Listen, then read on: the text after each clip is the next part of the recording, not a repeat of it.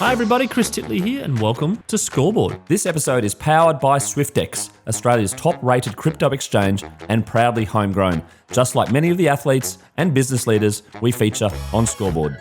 Hi, it's Chris Titley here in today's episode of Scoreboard, the podcast. I'm joined by Karen Brown. Karen, thank you so much for being part of this series. Thanks, Chris, for inviting me. Karen, we're sitting here on Tuesday, the 12th of August, on a beautiful winter's day here in Brisbane. How's your morning been? That's pretty good. I coach a open netball team at school, so up early Tuesday morning with netball coaching and then swap uniforms and I'm here at work for the day. Right, okay, busy. And we've got the Echo holiday tomorrow, so it must be a bit of a chaotic week. Well, it is because my pharmacy is actually on the border of Moreton Bay in Brisbane. So our public holiday was yesterday and then 50 metres up the road, it's tomorrow. So it's a very confusing week. It's like living on the coast of the Gold Coast in New South Wales with the time zones, yeah? Yes, yeah. So we just roll with it. It's all good. Excellent. Karen, I'm curious to know about your background, and netball has been your thing all your life. Can you talk us through your netball journey? Yes, netball has been, I'm on a podcast, so you can't see how tall I am, but I am 6'3". So height, I was blessed with height, actually the shortest child in my family. So netball and sport has been a huge part of my upbringing. And then, yes, very lucky to, through school, play representative netball and then was offered a professional contract for the Firebirds. So debuted when I was 19, which was actually quite young in those days. And, you know, privileged to be paid to play your hobby. And isn't it wonderful now, 2 decades later, that women can have a full-time career in netball, footy, cricket, soccer, you name it. So, but back in my day, it was you trained in the morning, you went to uni or work during the day, and then you train again at night, travel on the weekend. So it was definitely a hobby, and we were just excited that we got paid some money to do it. That's brilliant. And in terms of your memories of netball, when did it begin, and when did you think you're any good at it, and then maybe there's the next level? So I started when I was 8. I just loved being parts of teams. I was a goal shooter. Actually, I played both ends right up until I was 16 or 17. So, yes, blessed with height. So it was always something. I wasn't the most agile. So my dad actually played front row for Australia for rugby league. So I was blessed with his speed, which wasn't much. So, yes, netball was it. And I loved shooting. I loved the team environment. And then, yeah, just as you work your way through and you realise that, hang on a minute, I've got something special here, and you get an opportunity and you're able to display that opportunity when it means the most, and then you get offered contracts and it's really exciting. And, you know, there's a time when I got invited to the AIS, and we can talk about this later, but I declined it because of what I wanted to do with university. I knew that pharmacy was always going to be my career and not netball. So there's a few sliding door moments in there, but yeah, team sports, loved it, and still to this day, as I said, I'm coaching, heavily involved in the sport, giving back. But yeah, team sports in general, love them. Yeah, and in regards to that Firebirds team, do you still keep in touch with some of them? Yeah, they're some of my closest friends, and I think that's what happens in sport, particularly in those teenage years. They're the ones who align with your values. So your school friends might be going out partying and stuff, and you know that you've got to be at netball the next morning. So, yeah, I think 30 years later, they're still some of my closest girlfriends, bridesmaids, godmothers of my children. And now it's wonderful. You go to the netball together. Your daughters are playing netball. So, yeah, very special. And I think that's the best thing that comes out of sports is the friendships you make and lifelong friendships that you make. Absolutely, 100%. And I was reflecting on my life actually recently about all the teams and all the things you meet with people. And when you're a teammate with something, win, lose or draw, even if you travel with them as a team, It's sort of this deep connection.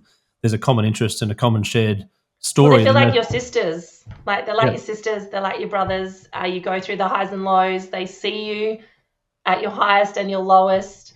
So, yeah, there's very much a family feel to it. And I must admit, when I retired from netball, that was the thing I missed most, was actually just seeing them every day. They're such a big part of your life. So it wasn't so much the game itself. It was actually just spending time with them. Absolutely, and the stories get a little bit enhanced as well. So you your 13 goals become 18 goals, and then 25 goals. Remember that day you got 30 goals? Yeah, so true. You touched on pharmacy there for a second. Your journey into it, and where did that interest come from? Yeah, so grade 9 at a careers information day, I decided I wanted to be a pharmacist. So I knew I wanted to be in health. I wanted to help people. And as a 14-year-old girl, I thought like pharmacies looked like a much prettier place to work than in the four walls of a GP practice or a hospital environment. No health background in my family. So it wasn't like I was following in anyone's footsteps. And yeah, I've now been in ownership 20 years. I absolutely love it. It's exactly what I thought it would be. I don't think there's too many careers where you walk in the morning not knowing what's in front of you for the day, but you walk out at the end of each day knowing that you've absolutely made a difference to people's lives. So yes, That's amazing. that What's the teenage dream, and I'm living that you're still. living it through? That's brilliant. Yeah. And you're having fun. What's the key to running a good pharmacy? Just being part of the community. And I think it's quite old-fashioned pharmacy, and that's kind of what I grew up knowing, where you are just the most trusted figure in your community. It's obviously everything that you do within the four walls, but I love the outside stuff as well. And we sponsor the local netball team, and I'm down there hosting a clinic or speaking to those girls about leadership and mentoring. You're at the retirement villages, so you are just so highly respected and trusted. Which is a really nice feeling to be. And as I said, you just get to make a difference. And the scope of pharmacy is greatly expanding. It's unbelievable how much it's changed in the 20 years. And then it's an amazing business to own as well. I've always loved accounting and marketing and all that kind of stuff. So, and then with my other business, Batch Tested, it's kind of the two worlds of sport and pharmacy coming together, which as a uni student, loving sport, it was kind of dietetics, physio, medicine. Like never did I ever think sport and pharmacy would go together. So yeah, I wear a lot of hats, but there's a synergy to all the hats that I wear. And I think at the core of it, I just want to help people, and something I love doing. That's a great value to have. You mentioned batch tested. I'm going to talk about the idea of what it is for listeners out there that know nothing about batch tested. You're sort of deeply ingrained into Australian sport. Where did the idea come from, and what is it about? Yeah, so Batch Tested is an online platform where we only range certified and tested supplements for athletes. So 1 in 3 supplements, and when I say supplements, vitamins, protein powders, electrolytes, 1 in 3 non-tested products that you find at the pharmacy, the supermarket, the health food store, online, actually contain a prohibited substance, which would result in a career-ending positive drug test for an athlete. So friends of mine that are sports dietitians came to me just before Tokyo and said, we're really struggling to find these batches that have been third-party tested for athletes. You deal with them all the time in pharmacy. You deal with these companies all the time in pharmacy. You clinically understand these products. And then you've been drug tested and you understand drugs in sport. You're the perfect person. Can you just bring it all together for us? And so it's kind of just helping their teams and their athletes. And then it's obviously just grown. So we supply the whole Olympic team. We do pretty much every AFL, NRL, all, thousands of Australian athletes. It's a mind-boggling subject for athletes. And so much of what we do is education just around third-party testing, the risks. When I was playing netball, it was just a blanket, you do not take supplements. 20 years later, they realized that athletes do want to take supplements. So how do we make it as safe as possible? And zero supplements is still the only zero risk. But if they want to take them, and a lot of them, it's immune support, gut support, recovery support. If they do want to take those vitamins and supplements, how do we make it as safe as possible? And it then goes into the clinical role of being a sport pharmacist, which is huge overseas. It's not a stream of a sport pharmacy that is recognised here in Australia. So that's kind of my long-term goal is, showing the role that a pharmacist can have in sporting teams, and whether it's drugs in sport, whether it's supplements, that whole space of clean sport. So as I said, my two worlds collided, and I'm going to say it's a passion project, but I absolutely love being back amongst the teams, back amongst athletes, being part of the medical team, helping the doctors and the dietitians, the high performance guys. How do we make it as safe as possible for them, and how do we get the those 1%ers that they're all looking for? You talked about sports pharmacist being a thing in the US, but not so much here. Can you describe what that role is? Is it a physical outlet? Is it an online store? No, so it is. It's just part of their medical team. So the general rule of pharmacy is wherever medicines are involved, there should be a pharmacist involved. So a lot of the role is how drugs work in the body. So will I give them a tablet that could take 2 hours to work, or I could give them a wafer that will work in 20 minutes at half time? A lot of it's to do with drugs in sport. So can I actually take this? Is it prohibited? Is it safe? There's some drugs that you can have during competition, but they're banned during competition, but you can have them out of competition. So how long does that take to get out of your body? If you take it on Monday and you play on Friday, will it be out of your body before you play? So that's the big part of sport pharmacy. And what I find as well in my role in Australia is the team doctors are very much focused on the athlete, but then that athlete will have a lot of other doctors, whether it's their skin doctor, their mental health doctor, their GP. So actually just linking them all together. And also with a lot of the athletes, it's how do I get them back out on the field on Saturday so they can play? And then how do we deal with the aftermath then? Like you see it quite a bit when they retire or they get delisted. Their whole life has just been in that weekly mode of how do I get them ready again? And even when you look at Olympic Games and things like that, once every 4 years, they get that one chance to swim the 100-meter final. We don't want them being sick beforehand. We want to make sure their medicines are sorted. We definitely don't want a positive drug test, etc. So we've got a home Olympics coming. So that's my goal is, by 2032 that I'm heavily involved in that Olympic program. And the pharmacy program at Olympic Games is huge. We're talking 300 pharmacists, multiple pharmacy locations. It's a massive role that they play in the polyclinics. And so, that's my goal for 2032. I'd imagine there's a lot of moving parts when it comes to different sports and different, I suppose, providers and then different, as you meant, duration in terms of timing and testing, etc. Very How cyclic. do you put it all together? And I suppose from an athlete's point of view or a league's point of view or a team's point of view that they're got confidence in you to know that you're adhering to the latest regulation. Yeah. It's and different drugs are banned in different sports because of what they can do. You think of some of the ones that help you stop shaking. You can't have them if you're in golf or if you're in archery, but you could have them in another sport where fine motor, so it's so different. And yes, every year that WADA ban list changes. So it's and whilst the athlete has the sole responsibility of what goes in their mouth, there is a huge trust with that whole team around them, and that's what we see definitely in that supplement space. The last 2 years, there's been 0 positive drug tests, and that's our mission at Batch Tested.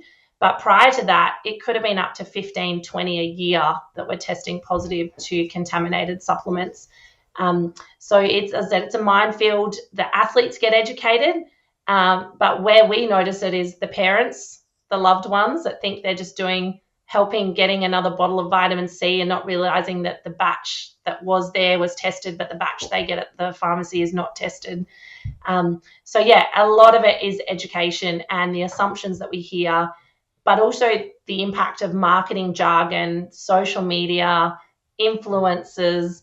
It is a minefield out there for athletes. And if you're 50% educated, it can go horribly wrong. So, and also athletes will also very openly say they are guilty straight away, and then they've got to prove their innocence. The general public are innocent until they're proven guilty, but that gets leaked to the media, even if the first sample came back fault. It's a nightmare for them to then clear their name, even if they've done nothing wrong. So, and even there's positive drug tests due to food contamination. There's positive drug tests due to bodily fluids, kissing, things like that. So, I see athletes where it's absolute paranoia, will not use a blender that may have not been cleaned properly from the person before, and there's contaminated protein powder in there.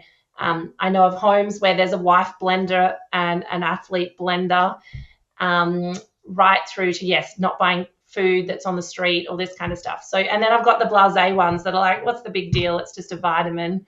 So I've seen the extremes, and that's, the role we play. And as I said, I love being part of that whole community again. And just being a tiny little part of their support team.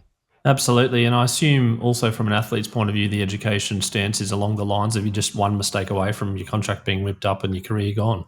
And that's what we say, just don't risk it. Like, why would you risk it? Supplements are literally supplementing your nutrition, your training, everything that you do. Why would you risk it by picking up a fish oil capsule off the shelf? Like, it's just so not worth it in the big picture of all of it. So if you want to take supplements, first of all, understand why you want to take them and make sure there's a purpose to it, not just for the sake of it. And then how do we make it as absolutely safe as possible? Because, you know, we've seen so many athletes go through the trauma of, inadvertently testing positive, and it ruins their careers. And you'd never want to go through all of that just because of a fish oil or a probiotic or a vitamin C. So, Karen, you touched on the word goal before and the goal setting by 2032. Have you always been a goal setter? Yes, and I think there's pros and cons. So yes, being an athlete, always looking forward and what's the next thing. I'm highly competitive. So in my strengths testing, it's always competition number one, focus, drive. So that's innate. I feel like once you're an athlete, you're always an athlete in that mindset. What I have found, though, is that over my pharmacy career, I felt goal setting kind of created a bit of a tunnel vision. And so I was only 6 months out of registering as a pharmacist and got offered my first partnership. So I was quite young. And so technically in my career as a pharmacist, all I've ever known is owning pharmacies. And so for 10 years, I had this one store, very focused on it, turned it into a very highly successful pharmacy. And that's when I was like, hang on a minute, I'm actually missing these little opportunities off from the periphery. And I felt like I dropped my blinkers then and kind of was open to oh my God, there's all this opportunity that I was missing because I was so tunnel vision on reaching those goals. And so definitely I've noticed the last kind of 8 to 10 years, just buying other pharmacies, batch tested, I run a pharmacy owners conference, like all these other little things. And so it's a really big motto of mine that if you see a door just slightly ajar, just push it open, walk in, see what it's about. Like, you never know where it's going to lead. So you can't say yes to everything. But I felt that goal setting trait kind of tunneled me there for a little while.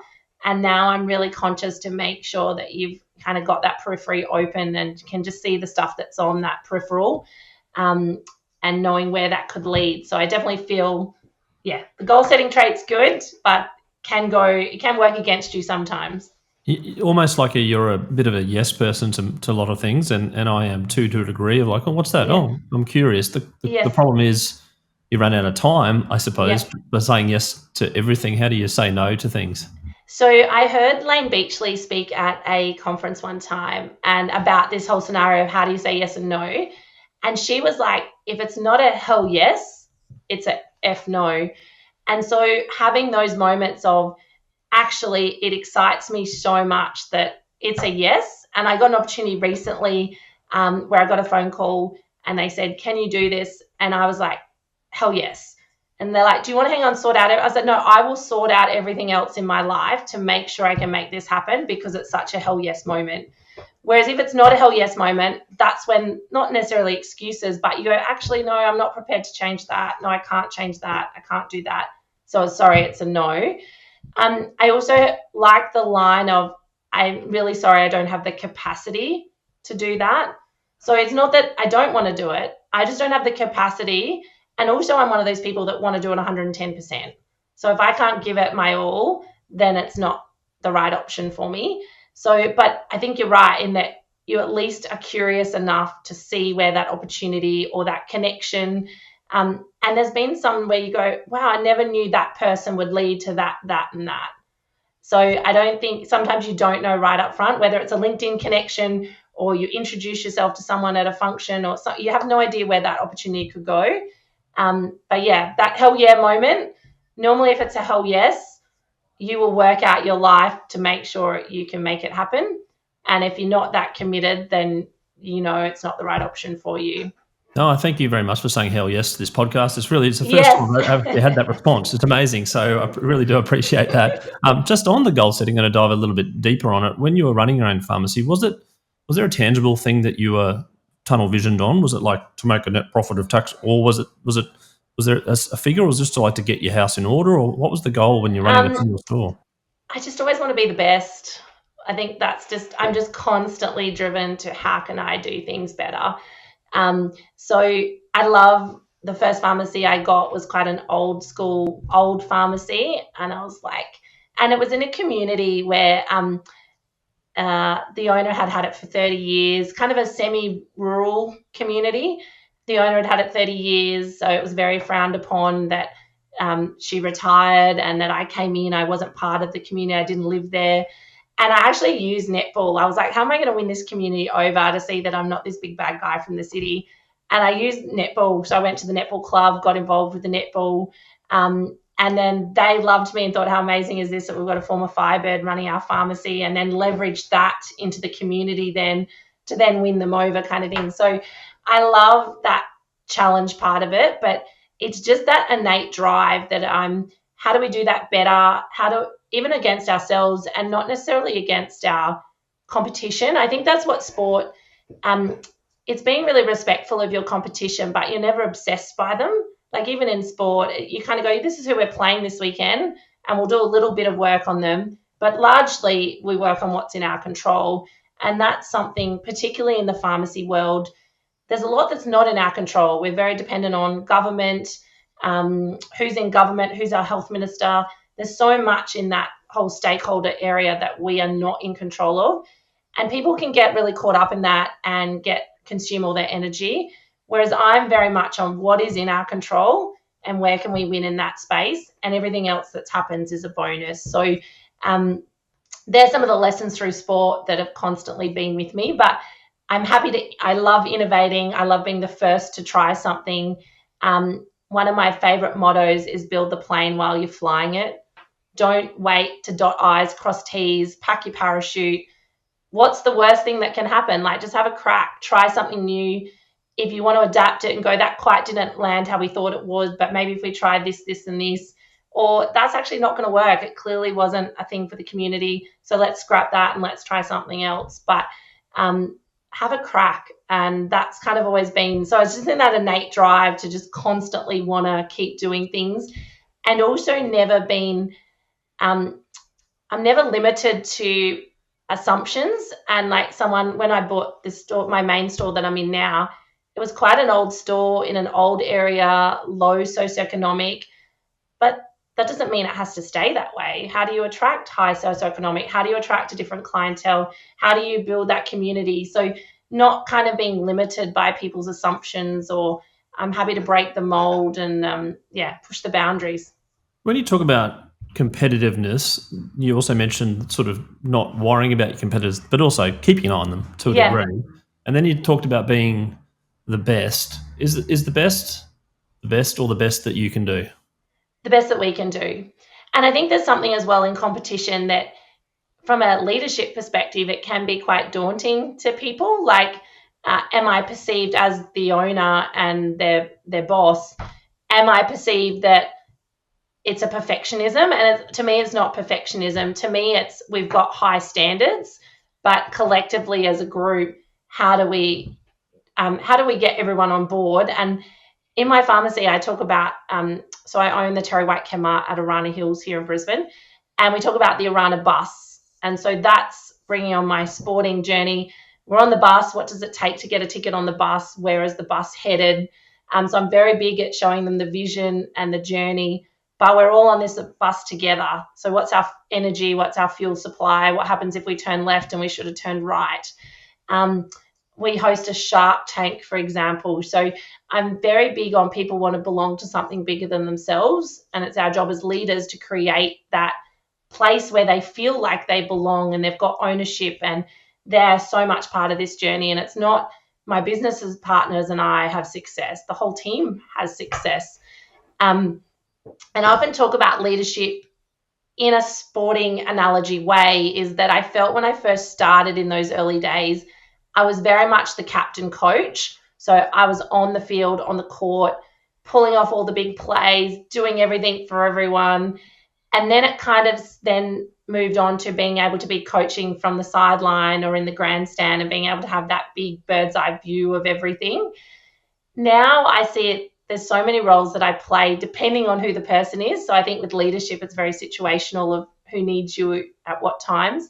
But I love being the water boy and going out and just giving them the pep talk. I love filling in, like, I'll just fill that gap. If you need me there, I'll go do that there. But I love being the cheerleader and actually creating stars out of my people. It's not up to me just to be the star of this store. It's how do I get all my team to be stars and lift them up. And I think some of the best leaders in the world are the ones that inspire you to be 10 foot taller and to bring out the best in you.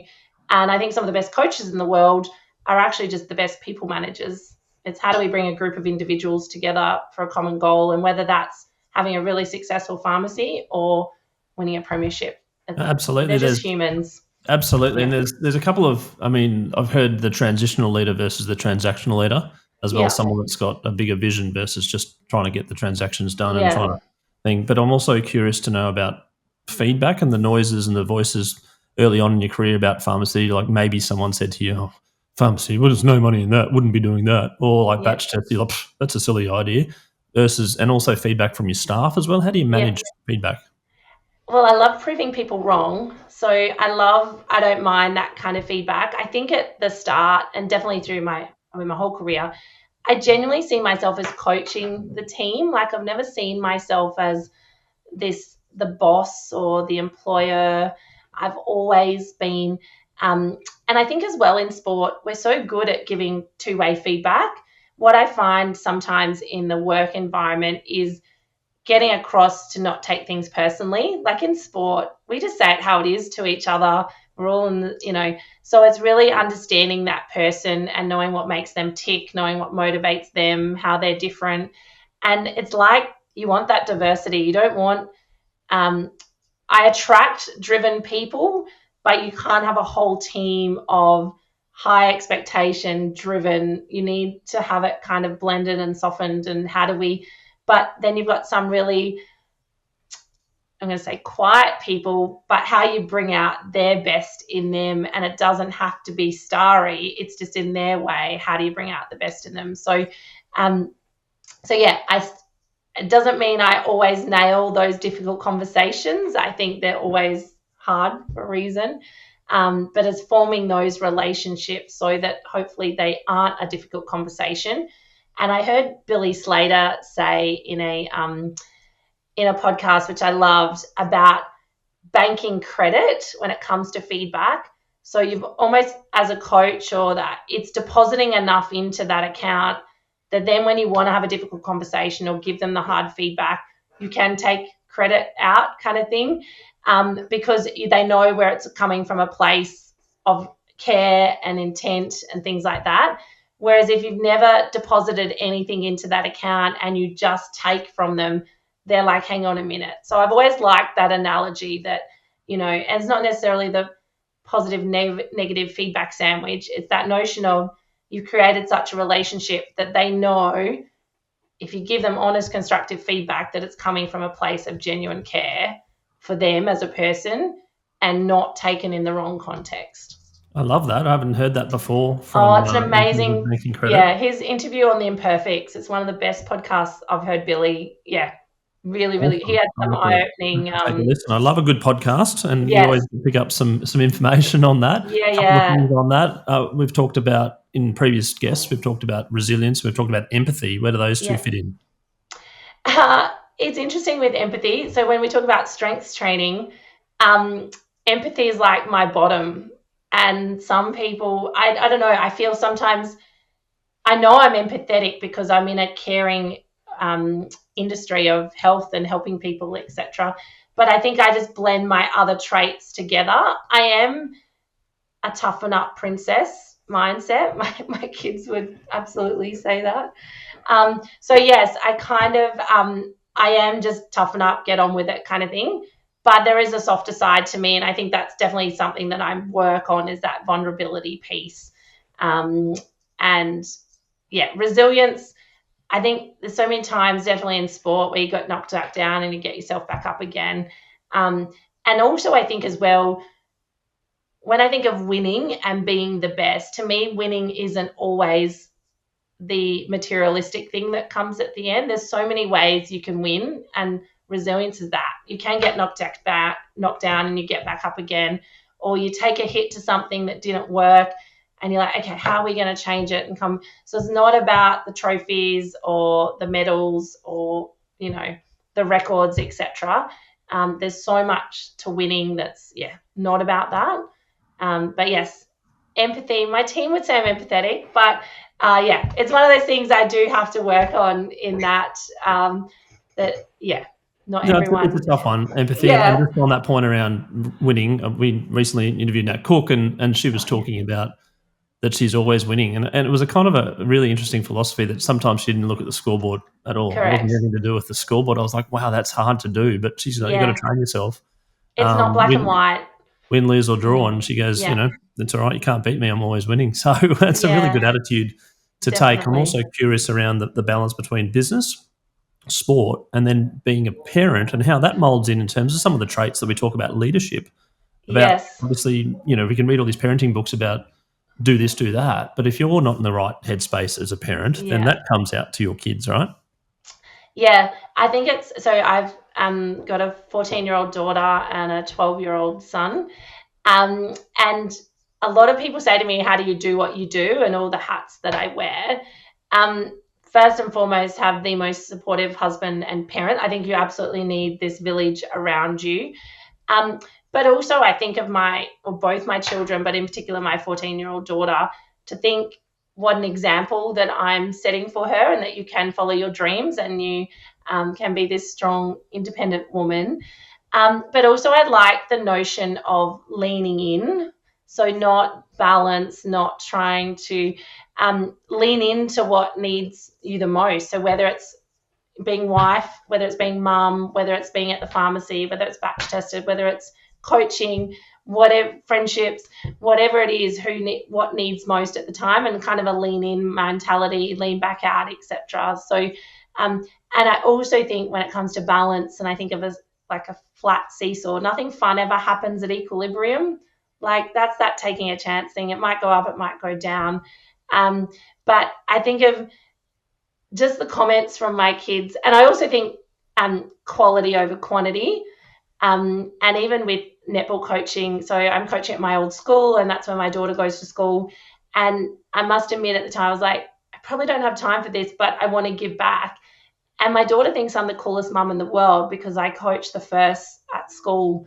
And, from when she's been in grade 4 right through to now, her knowing the seniors because of mum's the netball coach kind of thing, and her being on the sidelines. So I might not be at the P&F meeting, or I might not be doing tuck shop, or I might not always be at school pickup. But what it means to her for me to coach the netball team is something I never thought, the impact that would have on her has been amazing. So I wouldn't say I think you can have it all, but I think it's finding that leaning into who needs you most and being open and being aware of who needs you most at the time, but also then taking time for yourself as well. Yeah, absolutely. That's great, great advice. And interesting. Doing these podcasts, my middle son spread at school something that I interviewed, like Luka Doncic, which I didn't. But it's kind of like he's like, "Oh, Dad's a podcaster," and I was like, "Oh, great." That's it's a little bit of happiness in that. Proud, Yeah.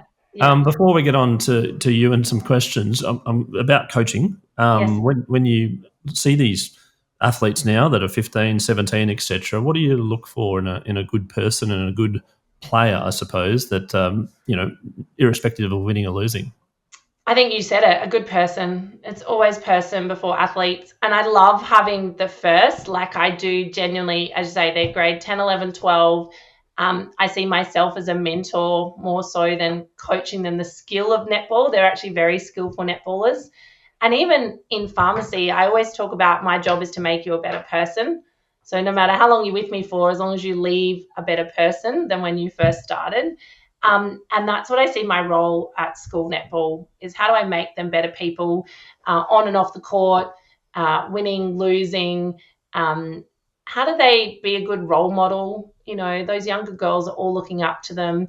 So that teaching them about even legacy, all those that came before them, all those that are going to wear the dress after them, etc. So really talking to them about the big picture rather than just, this is the skill we need to put out on the court this weekend. And I take the role really seriously because I know it's such a pivotal time in their lives.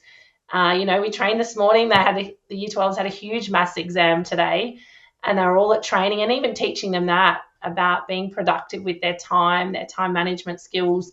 It's something that I really prided myself on when I was playing netball, and whether it's a part-time job, whatever it might be. But even teaching them life lessons, like when they might make a decision and you're like, okay, that might be right at school where you've got protection, but if that was in a work environment, what would that look like? So they probably get sick of my life lessons, but no, I genuinely enjoy the impact that you can have on that age group as a coach. And they don't see you as a teacher. They don't see you as a parent. And some of them I'm still really good friends with years later, and, almost see them as, a daughter or a big sister to my daughter, and seeing them thrive in there. Yeah, it's a privilege.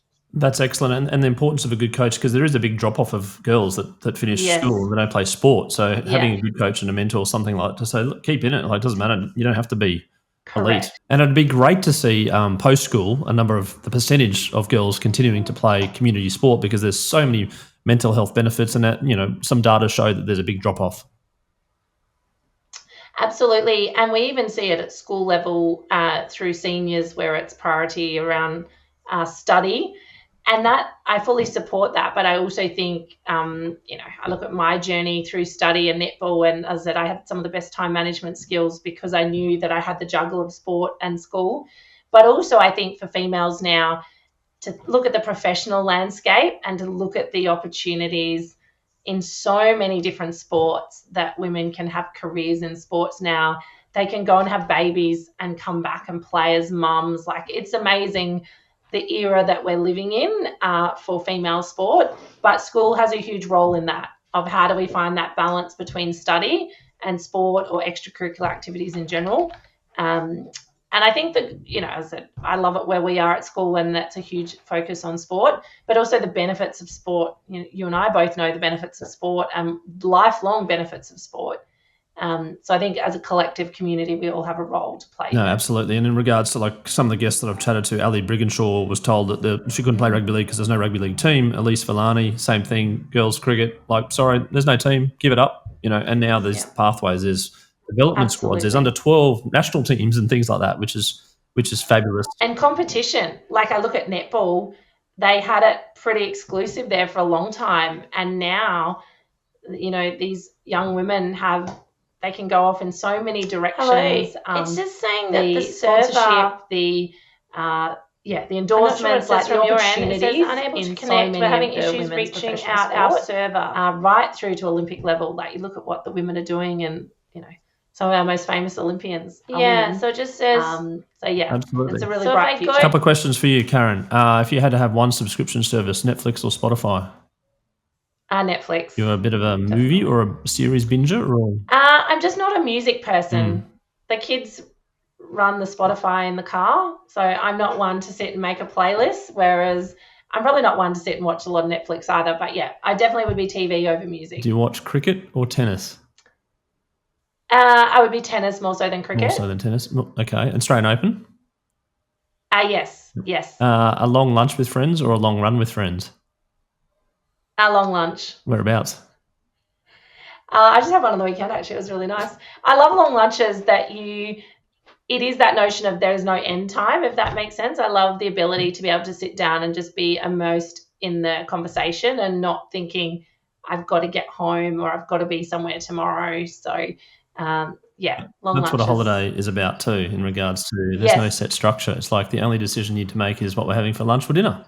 That's a good holiday. Correct. You don't need to. I think with holidays, for me, it's not having a clock.